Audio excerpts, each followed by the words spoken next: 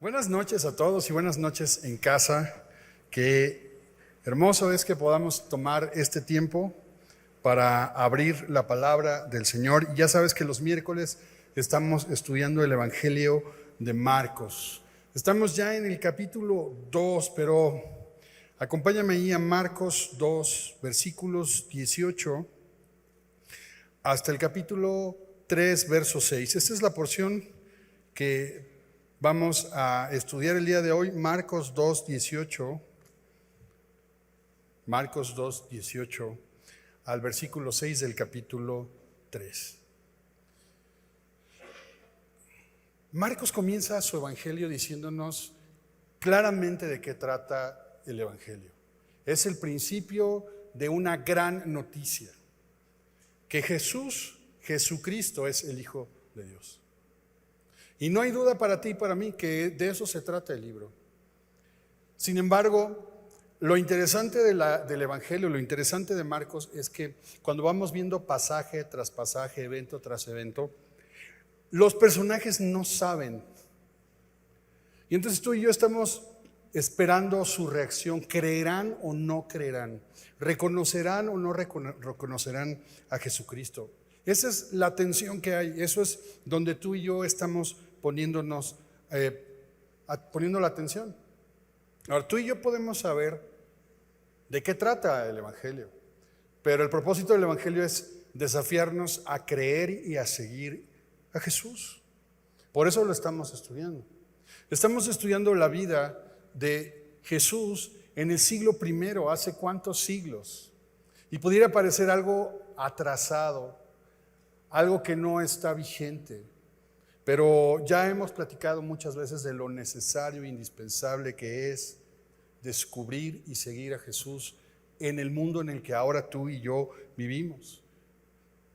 Así que teniendo en mente esto, cada pasaje, cada historia trata de revelarnos que Jesús, el Jesús de Nazaret, es el Cristo, es el Mesías, es el elegido por Dios para traer salvación a la humanidad, pero que también es el Hijo de Dios. Y que ahora Jesús en el Evangelio de Marcos se va revelando como el Hijo del Hombre, un nuevo Adán, que ha vencido el engaño del pecado. El Hijo del Hombre que en el Antiguo Testamento representa ese rey que viene a salvar, viene a inaugurar el reino de los cielos. Y ahí estamos nosotros avanzando en el Evangelio, en estas noticias, en estos eventos. Y lo que hemos visto en resumen, capítulo 1, hemos visto en resumen, Jesús quiere salvar. Su agenda está abierta. Él es la persona que puede salvar. Es la elegida para salvarnos. Él quiere hacerlo. Pero lo que vamos a mirar en el pasaje que vamos a estudiar y en un momento vamos a leer, no solo quiere, sino puede. Él puede salvar. Y el Evangelio Marcos nos va llevando a eso. Él quiere y Él puede. Él es la persona indicada. Él es Dios mismo salvándolo y Él puede hacer todo nuevo. Él puede cambiar nuestra vida y eso es lo que vamos a estudiar el día de hoy. Marcos 2, verso 18, dice así: y los discípulos de Juan y los de los fariseos ayunaban.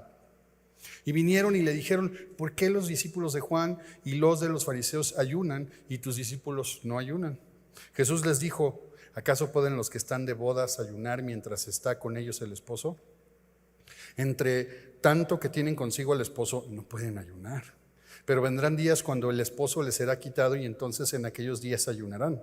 Nadie pone remiendo de paño nuevo en vestido viejo, o de otra manera el mismo remiendo nuevo tira de lo viejo y se hace peor la rotura. Y nadie echa vino nuevo en odres viejos. De otra manera el vino nuevo rompe los odres y el vino se derrama y los odres se pierden, pero el vino nuevo en odres nuevos se ha de echar.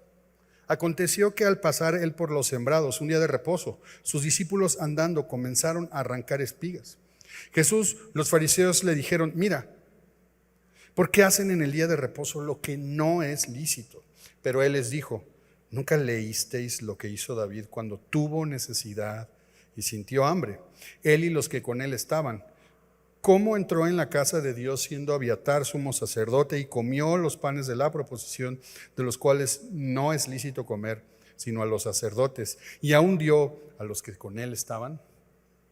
También les dijo: el día de reposo fue hecho por causa del hombre y no el hombre por causa del día de reposo. Por tanto, el Hijo del Hombre es Señor aún del día de reposo. Otra vez entró Jesús en la sinagoga y había allí un hombre que tenía seca una mano, y le acechaban para ver si en el día de reposo le sanaría, a fin de poder acusarle. Entonces dijo al hombre que tenía la mano seca: levántate y ponte en medio. Y él les dijo: ¿es lícito en los días de reposo hacer bien o hacer mal, salvar la vida o quitarla? Pero ellos callaban. Entonces, mirándolos alrededor con enojo, entristecido por la dureza de sus corazones, dijo al hombre: extiende tu mano. Y él la extendió, y la mano le fue restaurada sana. Y salidos los fariseos, tomaron consejo con los herodianos contra él para destruirle. Vamos a orar. Señor, gracias por tu palabra, y gracias porque en esta noche podemos meditar y concentrarnos, Señor, en la vida de Jesús, nuestro Salvador. Señor, el día de hoy, muéstranos una vez más cómo tú quieres y puedes salvar, cómo tú has venido, Señor, para restaurar, Señor, para hacerlo nuevo, para hacernos nuevos. Pedimos la ayuda de tu Espíritu Santo, Señor, en el nombre de Jesús.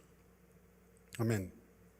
Entonces, ¿cuál es la misión de Jesús? ¿Cuál es la gran misión de Jesús? Aquí en el propio Evangelio de Marcos, lo leímos en las primeras sesiones, Marcos 10:45, porque el Hijo del Hombre no vino para ser servido, sino para servir y dar su vida en rescate por muchos.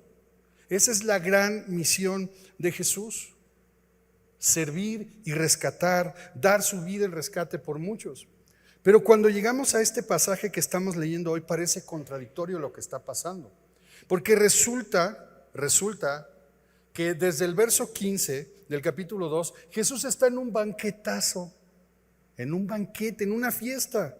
Mira, me voy a regresar tantito para que entremos al pasaje de hoy. Marcos 2:15, aconteció que estando Jesús a la mesa en casa de él, ¿de quién? De Leví, un publicano y pecador, un traidor, un judío que se había vendido a Roma con tal de hacer billete. Y él está comiendo, está en un banquete, están ahí también sus discípulos. Los escribas y los fariseos, los religiosos de ese tiempo, están enojadísimos. ¿Qué es esto? Dice que él come y bebe con los publicanos y pecadores. Y la pregunta es: ¿qué tiene que ver esto con la misión de Jesús? ¿Qué tiene que ver? En otro evangelio, en Lucas 7, acompáñame ahí por favor. Fíjate, el Hijo del Hombre, Lucas 7, es decir, Jesús, que se llama así como el Hijo del Hombre. Lucas 7:34. Fíjate lo que dicen de Jesús. Lucas 7:34. Vino el Hijo del Hombre que come y bebe, y decís: este es un hombre comilón y bebedor de vino, amigo de publicanos y de pecadores. ¿Cómo puede ser que Jesús tenga la tarea más importante y se está echando más que unos tacos con sus amigos pecadores? ¿Sabes? Estaba Jesús en un banquete. Regresemos a Marcos. Está ahí degustando con personas que no debería, ¿según quién? Según los estándares de la religión de su tiempo. Publicanos y pecadores. Y Jesús le responde: cuidado, yo no he venido a llamar justos, sino a pecadores, al arrepentimiento. Estar a la mesa implica amistad, implica aceptación, implica compañerismo. Jesús no solo está ahí comiendo algo, sino está en compañerismo, de compañero de ellos. Y esto resulta extraño. Compañero, con pan, de ahí viene la palabra, compartiendo el pan. Cuando dices compañero, pues saca un bolillo, ¿no? Bueno, sí, porque eso es lo que significa compañero, con pan, compartiendo pan. Así que los religiosos no están aprobando lo que Jesús está haciendo. Y este pasaje que acabamos de leer y que estamos estudiando es una provocación para la religión, pero también es una provocación para el religioso que puede haber dentro de nosotros. Ahora, Jesús está en un banquete. Está en un banquete y no tiene cuidado de con quién está. No tiene cuidado de si está comiendo de acuerdo a las normas dietéticas levíticas. No está cumpliendo, no le importa eso a Jesús. Él está sentado y está disfrutando. Está comiendo con ellos. Pero mientras tanto, versículo 18, unos pobres discípulos de Juan y de los fariseos les rugen las tripas como a ti y a mí ahorita. Están ayunando. Entonces, imagínate Jesús comiendo, disfrutando, y los discípulos de Juan el Bautista, y los discípulos de los fariseos están ayunando. Porque resulta que los judíos de la época de Jesús, o como también se conoce el judaísmo del segundo templo, es decir, este pueblo de Israel, estos judíos que regresaron después del exilio en Babilonia y que reconstruyeron el templo y reconstruyeron los muros y reconstruyeron la nación, se volvieron extremadamente religiosos. El Levítico hablaba de ayunar una vez al año en el día de la expiación, Levítico 16:29. Pero esta generación, muchos años después, que regresa del exilio, agregó otros ayunos para recordar la caída de Jerusalén, el sitio de Jerusalén, para recordar el ayuno de Esther. Y eso lo puedes encontrar en Zacarías 8:19 y en el libro de Esther, capítulo 8. No solo eso, en Lucas 18:12 encontramos que los fariseos ayunaban 2 veces por semana. El segundo día, los lunes y los jueves. Así que Jesús está comiendo uno de esos días. Qué bueno que no era miércoles, si no, imagínate ahorita. Así que está Jesús en un banquete cuando corresponde ayunar. El ayuno es un acto de adoración, es un acto de humillación, es un acto de contrición, es una expresión de dependencia de Dios, es un acto de adoración.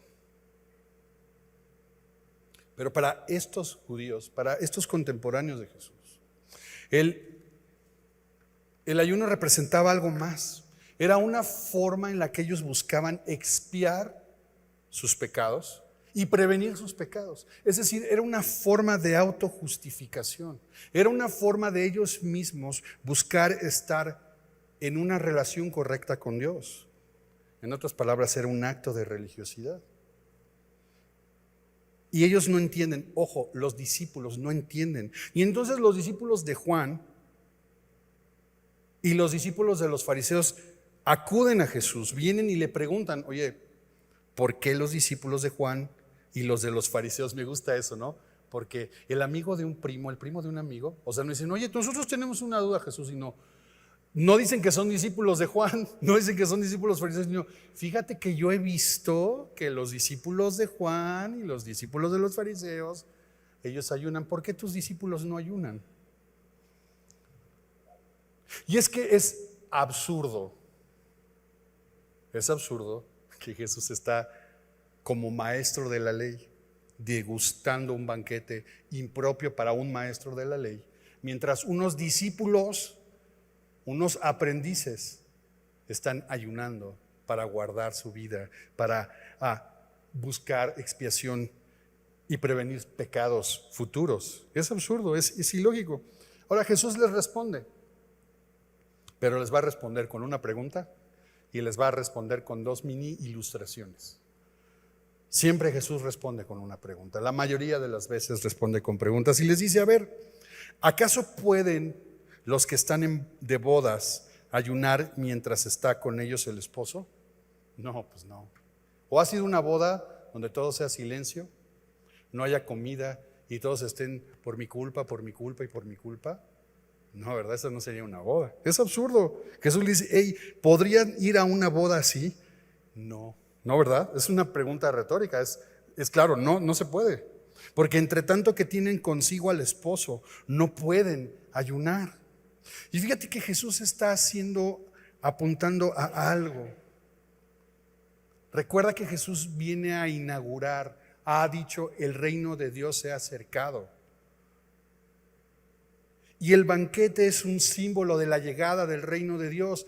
Las bodas comenzaban con una celebración que duraba por muchos días y al final se consumaba el matrimonio. No es que Jesús sea un fiestero parrandero, no, no es así. Jesús está inaugurando el reino de Dios. Génesis 2 comienza la vida en este planeta con una unión, la unión del hombre y la mujer. Y en Apocalipsis terminará con una boda, las bodas del Cordero. En el libro de Génesis encontramos cómo cuando Dios hace un pacto con Abraham, ¿qué hace Abraham en respuesta? Le ofrece una comida. En la estructura misma del tabernáculo hay una mesa de los panes de la proposición. Un banquete, una mesa, implica un compañerismo, una fraternidad, una amistad con Dios. Y eso es lo que nos ofrece el reino. Jesús está inaugurando el reino de Dios y nos permite relacionarnos con Dios. No solo eso, sino el pacto que Dios hace con el pueblo de Israel es ilustrado como un matrimonio en el Antiguo Testamento. Esta ilustración es a tal grado que Jeremías, Ezequiel y los profetas menores hablan de Israel como una mujer infiel, como una esposa infiel, que ha sido repudiada por su infidelidad.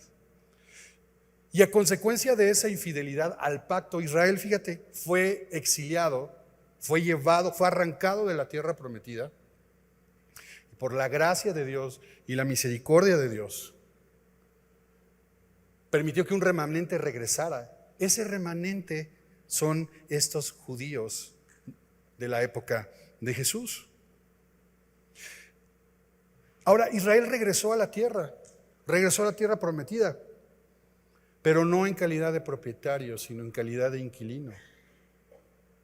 Imagínate que tú llegas a tu casa y resulta que tu casa que tú compraste o que tú pagas con tu renta, resulta que ya vive alguien más que a ti te permite vivir.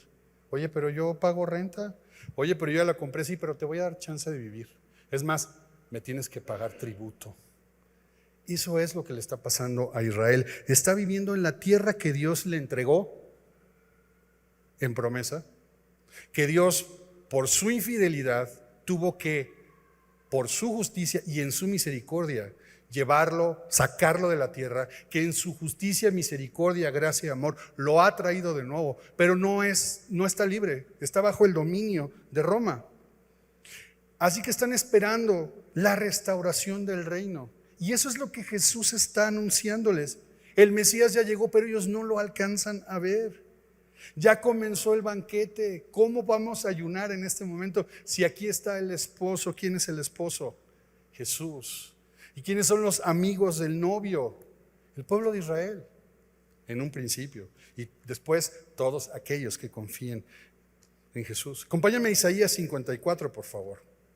Isaías 54, verso 4.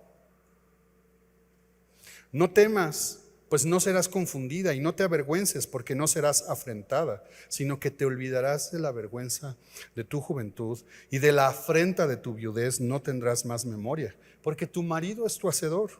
Jehová de los ejércitos es su nombre, y tu Redentor, el Santo de Israel, Dios de toda la tierra será llamado, porque como a mujer abandonada y triste de espíritu te llamó Jehová, y como a la esposa de la juventud que es repudiada, dijo el Dios tuyo. Por un breve momento te abandoné, pero te recogeré con grandes misericordias. Con un poco de ira escondí mi rostro de ti por un momento, pero con misericordia eterna tendré compasión de ti, dijo Jehová, tu Redentor.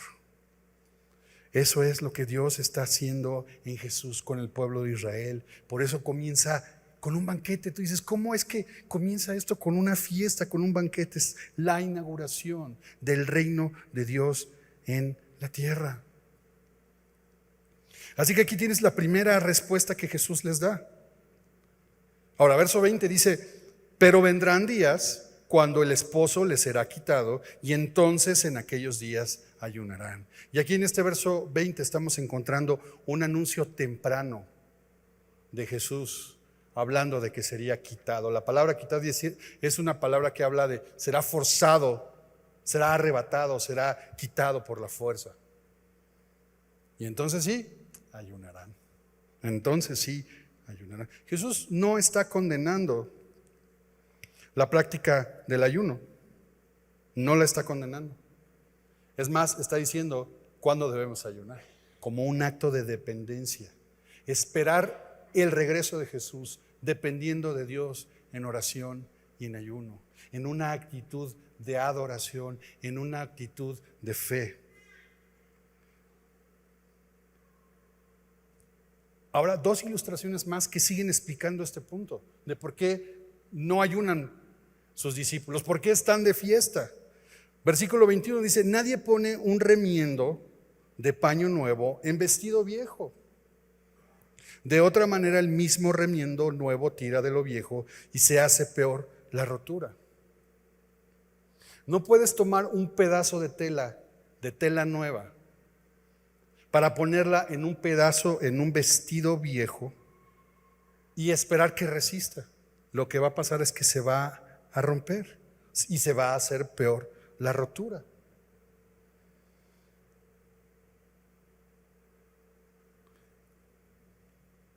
Bajo el reino de Dios, bajo la perspectiva de Cristo, la obra de Cristo, Jesús no viene a poner un remiendo en nuestra vida. Él viene a vestirnos de un nuevo hombre. Él viene a hacer una obra completa. Efesios 4:24. Vestidos del nuevo hombre creado según Dios. Efesios 4:24. Jesús no viene a poner remiendos. El ayuno bajo una perspectiva religiosa es un intento de agradar a Dios, es un esfuerzo, es un pedazo de paño queriendo arreglar todo lo que está viejo. Y eso no arregla nada. Pero Cristo, el evangelio que viene enseñando y predicando Cristo, nos viene a dar un vestido nuevo, no un remiendo nuevo. Fíjate cómo lo dice en la siguiente ilustración, versículo 22, y nadie echa vino nuevo en odres viejos. De otra manera, el vino nuevo rompe los odres y el vino se derrama y los odres se pierden. Cuando el fruto de la vid se pone en un lugar a reposar, lo que va a suceder ahí es un proceso de fermentación. El vino viejo ya se fermentó, ya explotó, ya creció, ya no va a dar de sí, si me permites la expresión. No soy experto ni catador de vinos, solo de café. Entonces, si tú tomas un odre viejo y pones vino nuevo, por el proceso natural de la fermentación lo va a romper. Pero fíjate lo que sigue diciendo Jesús. Pero el vino nuevo, en odres nuevos. Y eso es lo que el reino de Dios hace en nuestras vidas. Vestirnos de nuevo, hacernos nuevos, una nueva creación. No poner remiendos. La religión, la moral, los buenos principios, las buenas prácticas pueden hacer remiendos en nuestra vida, pero nunca podrán darnos una nueva vida. Y Jesús está diciendo que el reino de Dios es la inauguración de una era, de una época, de una oportunidad de transformación del ser humano. Fíjate lo que Jesús ha hecho hasta este momento. Un leproso que está contaminado, que ceremonialmente es impuro, Jesús no tuvo ningún temor de tocarle, no tuvo ningún miedo. El leproso, en lugar de contaminar a Jesús, Jesús lo purificó. Jesús en el capítulo 2 sana a un paralítico y lo hace diciéndole que, ahí, capítulo 2, verso 5, al ver Jesús la fe de ellos, dijo al paralítico: hijo, tus pecados te son perdonados. Pero ¿cómo es eso? Si para que haya expiación de pecados tienes que ir al templo con un sacrificio, con una ofrenda, tiene que haber un sacerdote. Pero Jesús está diciendo que no es necesario eso. Él está haciendo las cosas nuevas, diferentes, sin necesidad de ofrecer un sacrificio, sin necesidad de un sacerdote, sin necesidad de un templo, porque Él mismo será el sacrificio, el sacerdote y la expiación. Él está haciendo todo nuevo. Hemos visto en el capítulo 1 cómo Él se para en la sinagoga y todos lo oyen admirándose y maravillándose de cómo enseña, porque enseña como alguien que tiene autoridad. Habla como el autor del libro, habla como el dueño del negocio. Él es el que tiene la autoridad. Jesús tiene la autoridad para sentarse en un banquete para comer con publicanos y pecadores. Jesús viene a inaugurar el reino de Dios y llamar a los pecadores, a los enfermos, no a los justos, no a los que se sienten sanos, sino a los enfermos y a los pecadores. Y eso es lo nuevo, que Él puede hacer vino nuevo y puede hacer odres nuevos, que Dios puede hacer un vestido nuevo de justicia, de santidad, de mansedumbre, en corazones como los tuyos y los míos, que de pronto están endurecidos, son ásperos. Él puede hacer algo nuevo. La entrada al reino no es a través de ningún esfuerzo humano, no es a través de ninguna práctica religiosa, sino es a través ¿de qué? De la fe. Arrepentíos y creer en el Evangelio como Jesús mismo lo ha anunciado. Él quiere salvar y Él puede salvar. Y mira, este capítulo es como Jesús está removiendo las aguas de los religiosos, ¿no? Yo no sé tú, pero yo recuerdo cuando era adolescente y cuando le estaba contando mis aventuras, por no decir tonterías que hacía, o se enteraba mi mamá o mi papá, yo nada más veía cómo le movía su cafecito, ¿no? Y nada más me escuchaba y movía así. Así Jesús está moviéndole su cafecito. Está removiendo las entrañas de los religiosos. Pero lo que Él quiere es remover nuestras entrañas para que entendamos y creamos que Él quiere hacer algo nuevo en nosotros. Ahora, el siguiente pasaje, el 23 al 28, esta siguiente historia tiene que ver otra vez con algo religioso, con una práctica religiosa, el día de reposo. Cuando pasan los discípulos por un sembrado en un día de reposo, sus discípulos pues no llevaban su lunch, no llevaban torta, no llevaban nada de eso. Así que se les hace fácil pasar por unos campos y tomar algunos granos, algunos elotitos, algo ahí para comer, un snack. Entonces, versículo 24, los fariseos le dijeron: mira, ¿por qué hacen en el día de reposo lo que no es lícito? Mira lo que dice la ley, Éxodo 31. Éxodo 31, versículo 14.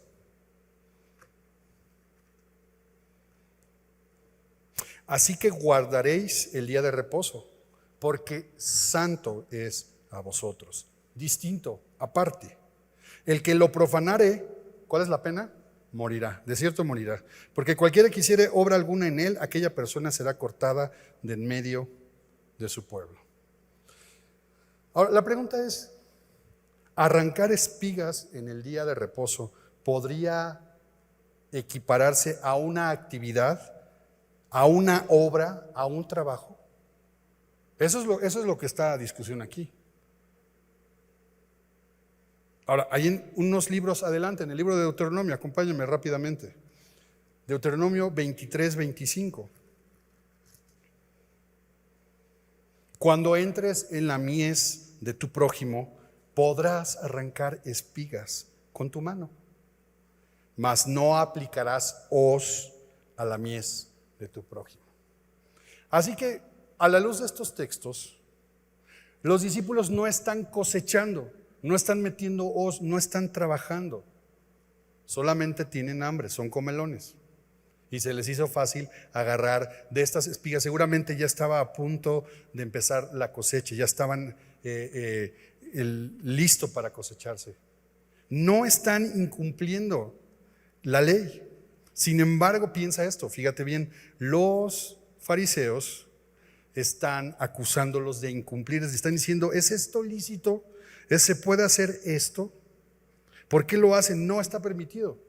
Y es que otra vez, los judíos de la época de Jesús habían llevado al extremo todas las prácticas religiosas. La oración, el ayuno, la ofrenda, el guardar el día de reposo se había convertido en una obsesión. Ya no era día de reposo, era día de obsesión, de carga, era algo pesadísimo. El día de hoy, tú puedes mirar cómo de viernes en la tarde a sábado en la tarde en Jerusalén está desierto todo. Yo lo acabo de ver la semana pasada. No. Me llegan reportes.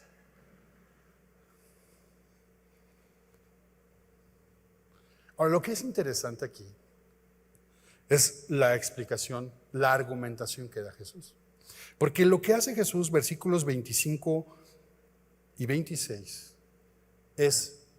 va a sostener algo tomando como base un pasaje del Antiguo Testamento, un pasaje donde el rey David se ve en la necesidad cuando está huyendo junto con su equipo del rey Saúl, se ve en la necesidad de pedirle al sumo sacerdote de esa época el comer de los panes de la proposición, lo cual no le era lícito comer a él. Y dices, ¿y eso qué tiene que ver? Bueno, Jesús está utilizando esto porque, ojo, aquí va el asunto. Él va a sostener, Jesús está sosteniendo, porque no nos vamos a meter a la historia para no enredarnos. Jesús está sosteniendo con esta historia que Jesús tiene más autoridad que David para solicitar una excepción a la ley. Ahora, ojo, ya te expliqué, los discípulos no están incumpliendo la ley. Jesús no está pidiendo una excepción a la ley, no está eximiéndolos de cumplir la ley. Jesús vino a cumplirla y a darle el sentido que tienen. Pero el argumento de Jesús es: yo tengo más autoridad que David, o al menos tengo la misma autoridad. Pero vamos a ver en un momento que él tiene más autoridad que David. Pero el punto de Jesús es: David hizo lo que hizo por necesidad, por hambre. Pero Jesús hace lo que hace por el hambre y la necesidad de salvación de la humanidad, por la necesidad de la restauración del hombre. Si la autoridad de David fue suficiente para obtener la aprobación de un sumo sacerdote para comer de los panes, que era algo ilícito, ¿cuánto más Jesús no va a ser el Señor del día del reposo? Versículo 27, el día de reposo fue hecho por causa del hombre y no el hombre por causa del día de reposo. Por tanto, el Hijo del Hombre es Señor aún del día de reposo. Él tiene la autoridad, Jesús tiene el poder para hacer todas las cosas nuevas. Él y solo Él tiene el poder para eso. Ahora, el día de reposo fue hecho para que el hombre descansara, no para que el día de reposo fuera una carga. Era un día de gozo en el cual pudiera contemplar la gracia de Dios y no fuera una carga estar cumpliendo con todas y cada una de los requisitos que tenía que cumplir. Tantos metros, no podía encender fuego, no puedes prender el carro, no puedes subirte a un elevador, tienes que una serie de cosas que están ahí. Pero Jesús es el Señor del día del reposo, porque Jesús vino a traernos descanso de nuestras propias obras. Acompáñame a Hebreos 4, por favor. Hebreos 4, 10.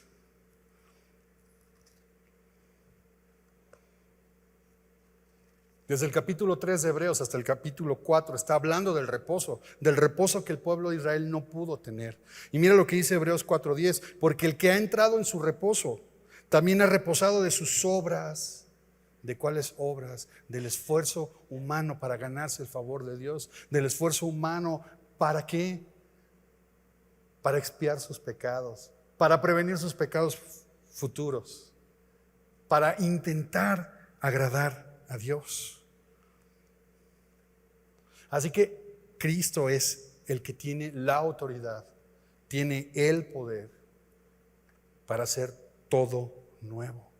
Y esta historia y este pasaje termina ahí en Marcos 3, versículos 1-6, con otra historia que tiene que ver con el día de reposo.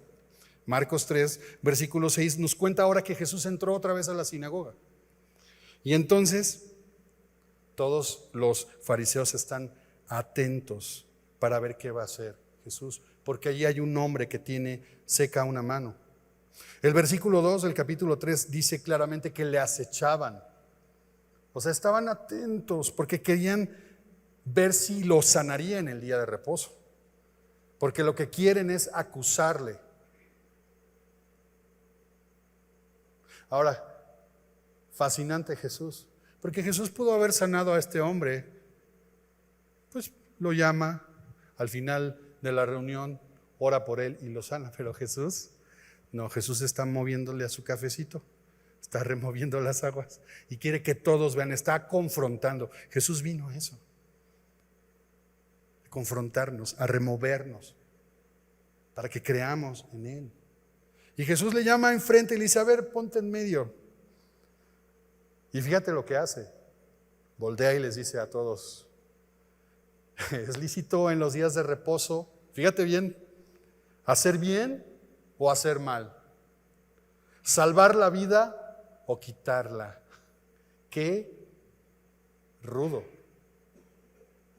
qué juego de palabras. Es hermoso lo que está aquí, pero Jesús sabe que lo quieren matar, sabe que están acechándole para quitarle la vida, por hacer el bien, por salvar una vida.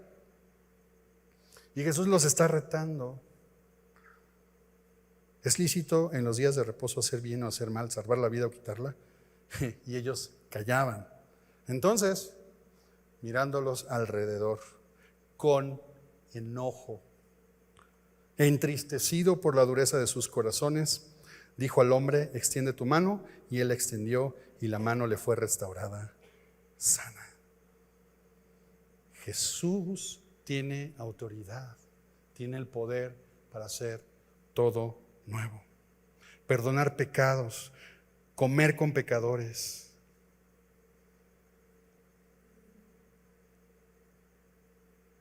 arrancar unas pocas espigas en el día de reposo y sanar en el día de reposo.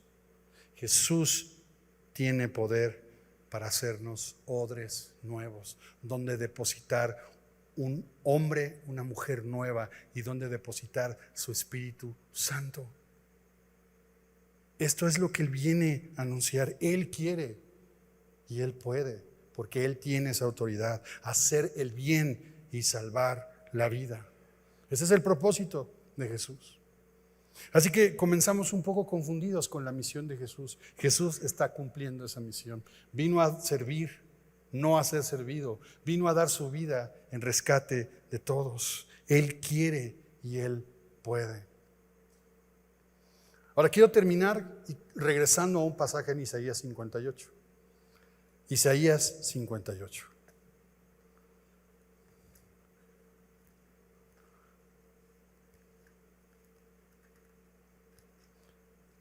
El capítulo 58 de Isaías es una fuerte exhortación contra la religiosidad judía, de los judíos de ese tiempo. A través del ayuno, a través de apartarse, de no mezclarse con de no comer lo que comen los gentiles, buscaban estar en una relación correcta con Dios. Pero dejaban de lado muchas cosas. Pero mira, Isaías 58:1, vamos a leer varios versículos y vamos a terminar con esto. Clama a voz en cuello, no te detengas, alza tu voz como trompeta y anuncia a mi pueblo su rebelión y a la casa de Jacob su pecado, que me buscan cada día y quieren saber mis caminos, como gente que hubiese hecho justicia y que no hubiese dejado la ley de su Dios. Me piden justos juicios y quieren acercarse a Dios. ¿Por qué dicen ayunamos y no hiciste caso? Humillamos nuestras almas y no te diste por entendido. He aquí que en el día de vuestro ayuno buscáis vuestro propio gusto y oprimís a todos vuestros trabajadores. He aquí que para contiendas y debates ayunáis, y para herir con el puño inicuamente. No ayunéis como hoy, para que vuestra voz sea oída en lo alto. Es tal el ayuno que yo escogí, que de día aflija el hombre su alma, que incline su cabeza como junco y haga cama de silicio y de ceniza. Llamaréis esto ayuno y día agradable a Jehová. Fíjate qué rudo. Verso 6: no es más bien el ayuno que yo escogí, desatar las ligaduras de impiedad, soltar las cargas de opresión y dejar libres a los quebrantados, y que rompáis todo yugo. No es que partas tu pan con el hambriento, y a los pobres errantes albergues en casa, que cuando veas al desnudo lo cubras y no te escondas de tu hermano. Y querida familia, ¿no es eso lo que Jesús está haciendo? ¿No es eso lo que Jesús está haciendo? Partiendo su pan con el hambriento de Dios, partiendo su pan con los pobres pecadores errantes, que ha visto la crudeza de su pecado, la desnudez de su vergüenza. Entonces nacerá tu luz como el alba, y tu salvación se dejará ver pronto, e irá tu justicia delante de ti, y la gloria de Jehová será tu retaguardia. Y versículos 13 y 14, con los que termina este capítulo 58, va a hablar ahora de la observancia del día de reposo. Si retrajeres del día de reposo tu pie de hacer tu voluntad en mi día santo, y lo llamares delicia, santo, glorioso de Jehová, y lo venerares, no andando en tus propios caminos, ni buscando tu voluntad, ni hablando tus propias palabras, entonces te deleitarás en Jehová, y yo te haré subir sobre las alturas de la tierra, y te daré a comer la heredad de Jacob tu padre, porque la boca de Jehová lo ha hablado. ¿Entiendes lo que está haciendo Jesús? Jesús está comiendo con pecadores. Jesús está sanando a los pobres errantes, a los hambrientos, a los sedientos, a todos los que reconocen que necesitan de médico y que necesitan de un Salvador. Jesús quiere y Jesús puede. Él tiene el poder, no para hacer remiendos, sino para hacer todas las cosas nuevas.